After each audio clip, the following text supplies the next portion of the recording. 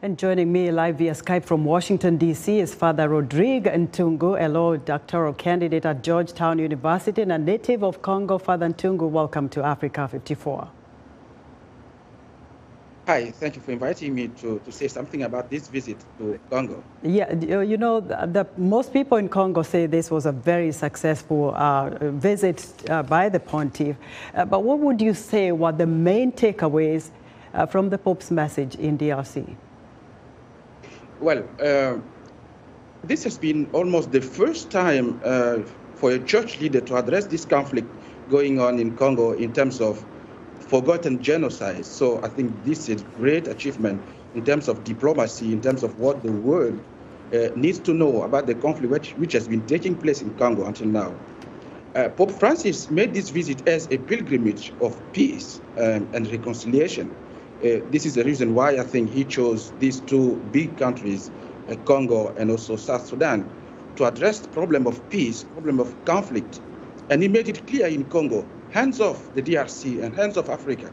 It is not a mine to be stripped or a terrain to be planted. So it's clear that the heart of the nation, the heart of the world needed to be talked to.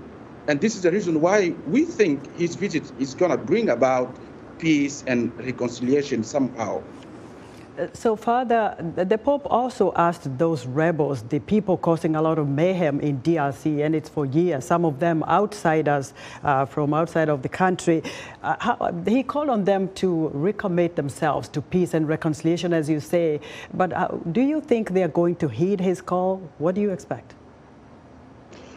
All depends upon the political will and how the political leaders in Congo understand the message from the Pope.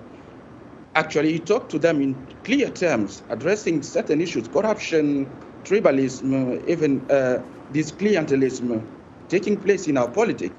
I think all depends upon their political will to enforce and to implement what the Pope has recommended. We cannot take it for granted that the Pope has brought peace into Congo, he has brought reconciliation. No, we need to work hard to establish that peace and reconciliation. So it's a challenge for us.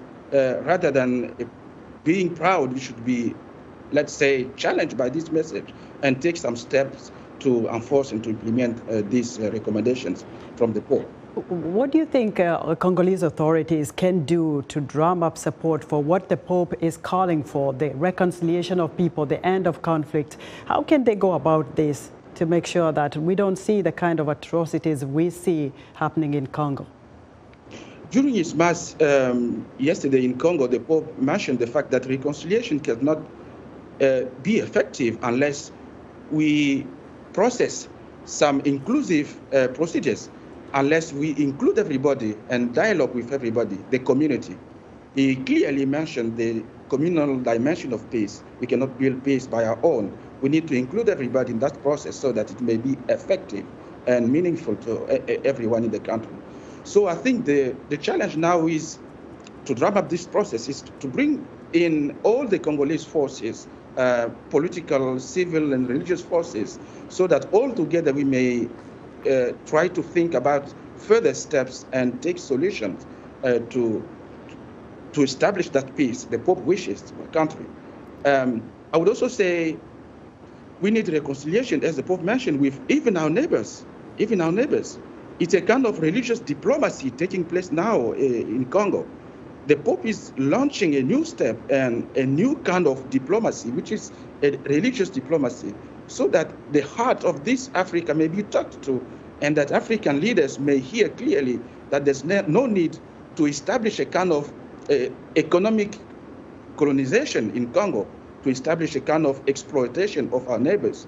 So we need that process of bringing together everybody, Congolese people, even also our neighbors, and try to dialogue with them.